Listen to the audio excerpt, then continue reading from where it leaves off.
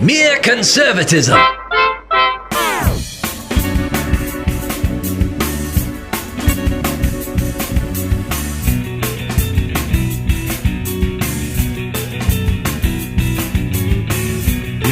Let's do this. Cleve Walker here and David Perry, and welcome to Mere Conservatism. Hey, Cleve. Hey, David. How you doing? I've been better, but it's a wild world we're living in. And do you think Elon Musk is going to buy Twitter? Hey, you just started on the very topic that I wanted us to jump in on. That is so cool that you can do that. Good instincts. Oh, thanks. Well, all I know is that if anybody can, he's one of the few guys who can do it.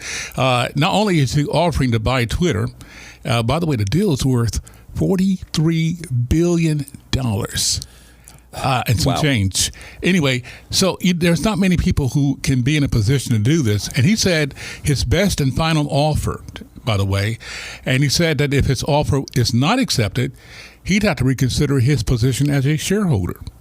In other words, he could take action that would reduce. Right. So he's now threatening to tank the stock. You got it. I mean, I'm not saying he intentionally planned this, but it sure sounds like he had something in mind if they were going to try to fight him on this. Yeah. But David, since bringing him up, he is an example of what I mean when I say we need to understand that sometimes the help that we need in this situation of trying to restore our nation won't come from the ranks of conservatives, won't even come from the ranks of people that we would consider to be like leading Christian type personalities. It's going to come from like an outside source, like Donald Trump, for example. Okay. It can't, well, you know, and we see throughout Scripture that God uses people that probably we wouldn't pick. Right. I mean, that does happen quite often. God does tend to do that. And I don't know if Elon Musk buying Twitter is a God thing. I don't know that I would presume that. Mm-hmm. It could be, though. And I do think that Twitter could be better with him at the helm. He's not somebody that believes probably like I do. He's not a conservative. Okay. He's not I don't believe he's a Christian. No. I don't know, but you know what he is? He's a free speecher. Which is kind of what we need right now. That's my point. Twitter transforms radically with that policy in mind, with him making the decisions. Twitter would transform rapidly, and it would totally change. And here's the thing, David. It will reveal the agenda for Twitter if they refuse, because what Musk would do would increase its value. So it's not a matter of they're making a good business decision if they turn away from him.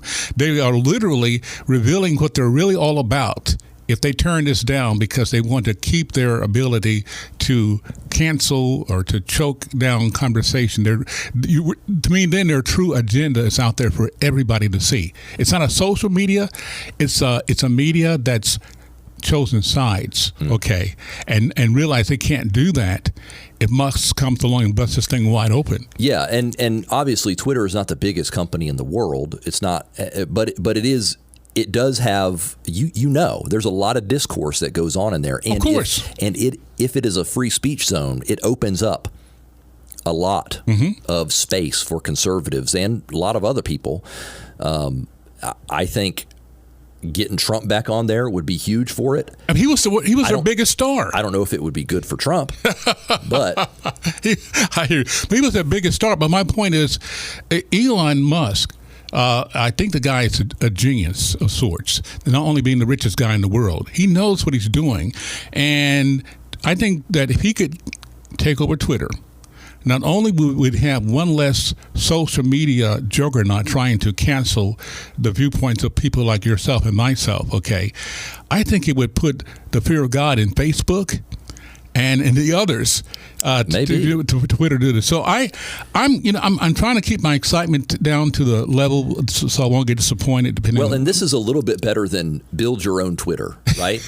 Like some people have tried to do. Even Trump, and it doesn't go well because you get kicked off servers, or you get shadow banned from the App Store, or it doesn't work that well. Like Trump's thing, it didn't seem that, like, I couldn't even get into it. I got into it, but I don't use it. I don't go back there. It's still not. It's a work in progress. Yeah, and so this is, just buy Twitter.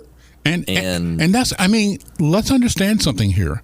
The reason Twitter and the powers that be shut down Trump, and not only Trump, but they shut down any conservative voice that gets to be too loud. They do that. It's because they have the power to do it, and they will do it to benefit the other side, the progressive, socialists, the woke, that kind of stuff. Elon is not woke. He's a businessman, and I think he will approach it in this situation. He also believes in free speech. He does believe that Twitter is on the wrong end of that. So I guess what I'm trying to say is it's the first sign I have seen of something breaking that logjam in social media. And I really do. I hope and pray that he does it. I know it can't be any worse than what it is, to tell you the truth. So, because you yourself said it was a rigged election, if only you consider the actions of Twitter, Facebook, and social media. Yeah. So, a chance to unrig it. Yeah, that's it. It would be huge, I think. And again, I don't want to cast it like Elon Musk is some savior of the republic, because frankly, he might do bad things too when it comes to liberty and stuff like that. I don't think so based on his track record, but I'm not expecting him to be some bulwark necessarily and savior of the republic. However, if it is a shot across the bow to the left, that's a good thing. Well, here's the thing too, David, and this is why I see it as providential. This is a guy who they can't hurt. All right. They want to. They'd like to. They can't hurt him. They can't control him. They cannot bribe him. And we know that because if they could, they would have already. Right. As a matter of fact, this is a wild card. And one of the things the progressives and those who are seeking to consolidate power right now, they don't want a wild card. They want somebody they know they can count on to march in lockstep. And this guy, I say he was like Trump in this way, David. To me, when Trump came into office, he could come into that position, as he did, as an outsider, beholding to no one, not needing anybody to enrich him. You know what I'm saying? Mm-hmm. He already came into that position with a totally different set of circumstances than most people. And I think Musk doing this thing with the media, social media, will be the very same thing. I think it could be. So we'll see what happens. I mean, I don't know that it's going to go through. I don't know if it's going to work, but if it does, I think it will be. It's interesting to say the least. Yeah, it's is not boring. No, it is not. And like I said, I think he'd make it work. And the people who have their stock in Twitter would find their stock value increased. Let's put it that way. Yeah. But the way he did it, they're going to find it a little bit decreased if they back away from it. Well, and let me ask this: Is he going to buy it and take it private? Yes. Because that means that there aren't going to be stockholders, right? Yes. He wants to take it private. He feels, the way he expressed it, that part of the problem is that it was no longer private, and therefore kind of more, I don't know. And so all the current stockholders are looking at a massive payout. Yes. Basically, they're just basically being offered to get bought out. Yeah. And at a premium where what the stocks they hold now won't have that value. Yeah, because they can either sell it and get the value out, or he'll sell his stock and tank the value. Exactly. That's why I said he knows what he's doing. So again, you're right. He's not a conservative. He's not a person that you and I might say, hey, this is going to be one of the big figures in history. But I think that's, again, what God does. Mm-hmm. Especially because in the ranks of those of us who are conservatives and are Christians, we don't have anybody with this kind of heft. Okay, we don't. Very few people have that. So I'm liking that. All right, another story: a bus full of migrants from Texas were unloaded at the foot of the U.S. Capitol this past Wednesday morning from Texas. Greg Abbott says he's doing this to counter federal immigration policies, and he's just saying, listen, even though many view this as a stunt, it's the only way you're going to hear about this problem in any meaningful way. Somebody has to do something like this. Now, a lot of the migrants, David said, we're going to head back down to Florida once we get to D.C., but Ron DeSantis is warning migrants not to come to his state after they go to D.C. He says you would not be welcomed.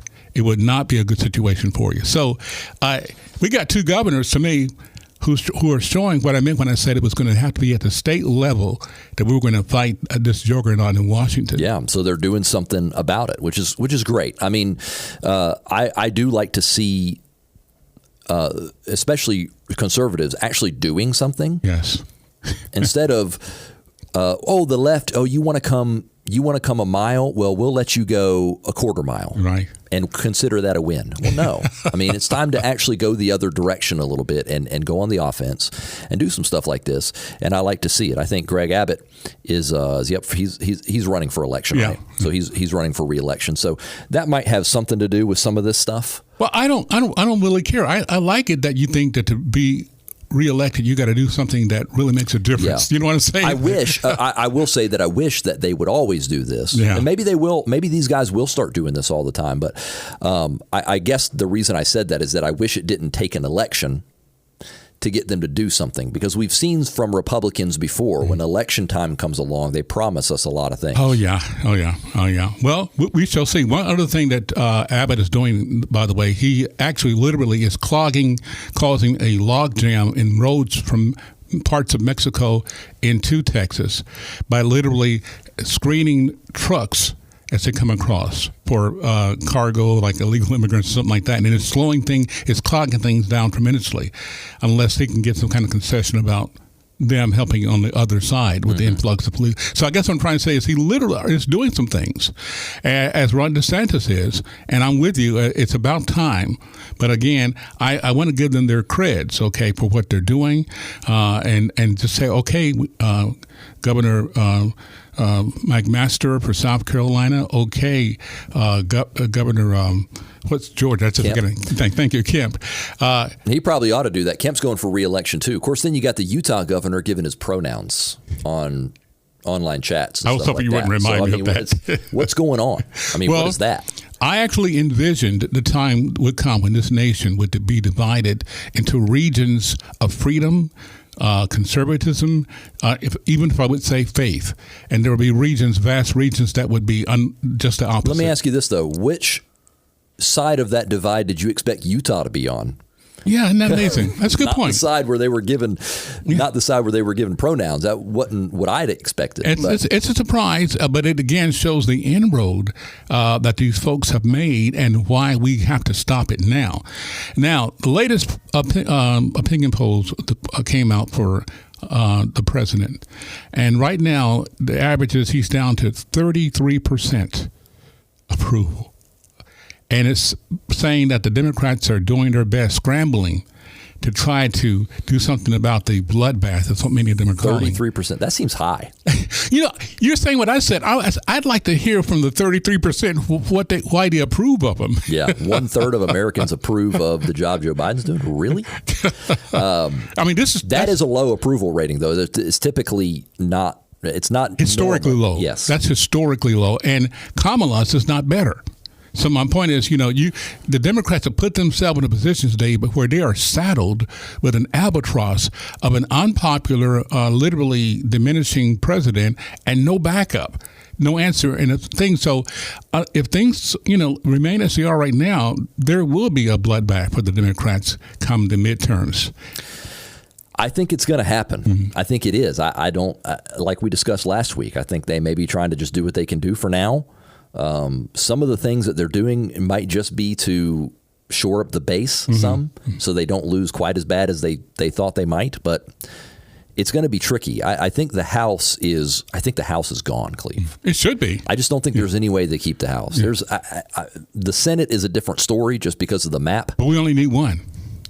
Well, yes, but there's the way the map works. Okay. There are more Republicans up for election than there are Democrats, and so. But it's a good time to be a Republican up for election. It is, yeah. I mean, you'd rather be. You definitely would be a Republican right now, definitely. And here's the thing: I heard some people saying, "Okay, well, maybe now the Democrats will come out and show that they really weren't for this wild and radical agenda." And David, I have zero respect at this point for any Democrat in the party, but the possible exception of Sinema and of Manchin to a certain extent, because to me, if you haven't spoken out against this progressive move in your party and now you want to speak out to kind of separate yourself from the crowd, I got no respect for you. Yeah, I agree with you. Democrats are, that they're there. There are a lot of Democrats going, "What are you doing? You're costing me my seat." But you don't hear a lot from them because the core of the party has gone so far left. the core of the party is very, very, very left. It doesn't mean that there aren't Democrats that aren't nuts. It just means that most of the elected ones are. Right. It also and that's going to cost them their seats. But it also means that there were Democrats who were bought out or out of fear, basically because of the rule of the leader of the House, who I believe Nancy won't be there very long.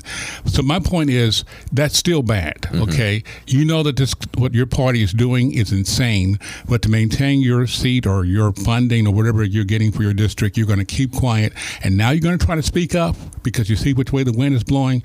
I'm going to say this. I believe the progressives have destroyed the Democrat Party.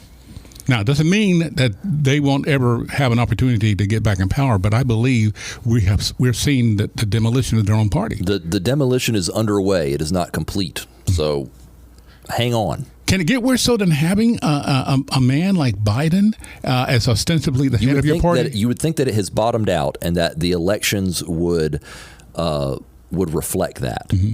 But if they, I don't know. If they don't, I don't know. All right, so let me ask you this question, your opinion. If it turns out, like we're talking, that this is true, that there's a bloodbath for the Democrats and the House gets a decisive margin of win and the Senate maybe even overperforms getting one extra seat, okay, what do you expect them to do from that point? Because you still have the presidency in the hand of Biden. What do you think the Republicans should do when and if that happens? Well, I think that they should pass a lot of bills that Joe Biden is going to veto. So I think the first thing that they should do is they should actually start to pass big legislation that would move the country right, that would fix a lot of the things that the left has done. And they need to get Joe Biden on record vetoing things like establishing oil independence, stuff like that, or establishing parental rights in education. They need to pass those laws at the national level and let Joe Biden fight the fight politically to see if he will veto it. Hopefully, or rather let his handlers tell him what to do. Yeah, because what will happen then is that Joe Biden will then be on the record with those things that are popular with the American people, and it's going to hurt. He will veto them more than likely. And it'll hurt him for the election, for the presidential election coming up. So that's what they need to do. Another thing they need to do is just completely stop confirming judges. They need to hold up some money. They need to use the power of the purse to work on that, to make sure that is shorn up some. And again, this is going to be a fight with Joe, but the Republicans, if they will do it, they can win this fight. They can use their power, even doing things that aren't going to pass because Joe will veto them. They can help us win the White House in 2 years. Now, everything you just said to me is the polar opposite of the way the Republican Party normally handles election victories. That's right. They usually get in power, they get ensconced, like the Tea Party put them in power in the majority, and then they turn around and try to, quote unquote, moderate their positions that they campaigned on. Try to compromise. Reach across the aisle. Just because we just want to get things done. No. See, this is one of the problems with some of our politicians. They think that we care about them getting things done. I would like them to stop doing things. Thank you. In many cases, stop it. Yeah. And getting something done at this point would be to attack the presidency in such a way that it completely delegitimizes it, and that Joe Biden is a absolute lame duck. They need to actually do positive things that expose Joe Biden for what he is, which is a leftist lackey. Well, I actually believe that most people, even Democrats, understand in a way that Biden is a lame duck. I don't think anybody expects this guy to run again or want him to run again. I'm talking about their side. So this is the only reason why I say he's still dangerous, because he has nothing to lose. This go for broke strategy means I can foresee a lot of additional executive orders. Even the weird thing like taking Title 42 out of there so that the floodgates will be open even further at the border. We're going to have to do something if we get the House and Senate together to clip the purse strings to his plans. If you cut off the purse strings to what he wants to do, that's a very effective way to do it. And the Senate and the House have that power. Yes, I think that's one of those things that can it really puts pressure on them. And it can also cause a government shutdown and stuff like that, which can be negative sometimes. I mean, there's various ways to handle it, but I think you're right. I mean, they need to. It's time to exercise power. If you get elected, actually exercise some power. Don't budge. Make them budge. It's their turn to budge. Well, yeah, and the reason I have hope that this is happening, and again, you and I being a people of faith, trusting in God ultimately as the only ultimate answer for what ails society. The reason I'm hope is because if they had if Imagine had not gotten in their way, they would have already added another $1.5 trillion to the hot mess they have made our economy, which would all but ensure I want to say depression, not a recession. They might have also stacked the court. They would have. And done all kinds of other things. So the fact to me that was prevented, when a lot of people didn't see it being prevented, to be quite honest with you. I mean, a lot of folks thought when Schumer made that proclamation before the Senate elections, if we get the right senators, we're going to transform America. They would have transformed America completely. The court would be stacked. Election laws would be federalized. So to me, we are seeing in that, I see it anyway, the hand of mercy, that those things were not done. They were not able to carry us further over the abyss, both morally and economically. So I want to take it as a sign that God is giving us another chance, David. I hope you're right.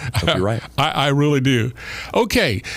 Famed football coach Tony Dungy is hitting back after critics lambasted his appearance this past Monday, standing alongside Florida Governor Ron DeSantis at the signing of a bill that was aimed at bolstering fatherhood. Okay. Dungy, who helped found the program, the campaign called All Pro Dad, that's an organization supporting fatherhood, said despite all the harsh critique, he will continue to support fathers and families. He will continue serving the Lord. Now, the patriarchy strikes again. Yes. I mean, the whole thought you can almost see it triggering this progressive culture. And the fact that Dungy is a black man standing up and saying what all, tell you the truth, black people know, myself included. As a black American, I will be the first to say the downfall of the black community was fatherlessness. And that being fostered by social programs. And by the way, that would be that's the downfall of any community. Thank you. Or group of people. Yeah. If it happens, which it has happened outside the black community too. It's a problem everywhere it happens. Yeah, it's a problem on an individual level. So my point is, it's that needs to be said. We don't need to back away from it. And kudos to Tony Dungy for saying, I'm not backing down. You know, because they want to make a big deal of him not only standing up against fatherlessness, but making an issue of it, but also standing alongside Ron DeSantis, who they have now put on as the incarnate of evil, talking about the progressive. And here's another, here's something else that Ron DeSantis is going out and doing. He's actively doing something. This is not even him responding to some, there was no big political move or anything about fathers, or this is something that we've been talking about for a long time, right. Fatherlessness. But he's got a positive agenda here to promote fatherhood, to do things to help families stay together. And he's got a clear reason for it. Yeah. The clear reason is that fatherlessness causes or correlates very heavily to all kinds of criminality and issues in our state, Florida, really every state. It's like that everywhere. So it's true in Georgia and it's true in South Carolina too. So he's got a positive agenda here, and it's a good thing, and it's a very conservative policy. It's so conservative, though, that many in the Republican Party heretofore didn't want to go there lest they offend. They didn't want to offend black communities. It's strange. And they felt that if they did that, then they would never get any inroads into black votes. But I got to tell you, I hear more and more, both anecdotally and also with statistical evidence, that more black leaders and in the black community, black business owners are saying this. And they will appreciate any politician who genuinely approaches this issue like DeSantis is doing. So, again, the message to Republicans, no, we don't want you just to maintain and play it safe. Now's the time to go for it. And DeSantis is proving that because his popularity this guy, I don't want to accuse Ron of doing this for political things because he's still hated for it. But he is showing what I've been saying to you all the time. If our side wanted to see people come alongside and really get excited about us, you got to lead. Mm-hmm. Yeah. You can't react. Positive agenda. Yeah, and DeSantis and now Abbott and maybe some others will catch it. That's what they're doing. And again, that excites me. Mm-hmm. I still don't think he'll be the nominee for the party, but only time will tell. We don't know what the future really holds. Yeah. But I'd like to see it. He'd be I'm telling you, he'd be a great president. And he comes from the executive branch of the state government, which I think we do need. And he's much more eloquent than Trump. So we'll see. I'm hoping at the very least that he at some point will become president of this country, maybe after another term by President Trump. We'll see, yeah. Well, David, again, appreciate your, as always, coming along with your cogent comments. You actually kind of react secondhand to things I've already kind of laid out as our. What's your one hope right now at this point in time in our history that you would like to see happen? Wow. That's a big one. But if you could say, if this happens, then I will truly be encouraged about what will happen in our nation. Because I know what it is for me. Come back to me. Well, okay, I'm going to tell you what it is for me. If we get a favorable ruling at the Supreme Court. Oh, Roe v. Wade. Yeah, concerning that would be huge. A sign that, hey, maybe we can come back from this after all. Mm-hmm. And that's the only thing to me that's what I'm really waiting to see. Yeah. And it can happen. How can folks hear the program again? Check it out on Apple Podcasts or on YouTube or on Facebook. All right. We'd love to hear from you, and be sure and join us next week for another edition of Mere Conservatism. David Perry and I'm Cleve Walker saying keep the faith. It's not over with yet.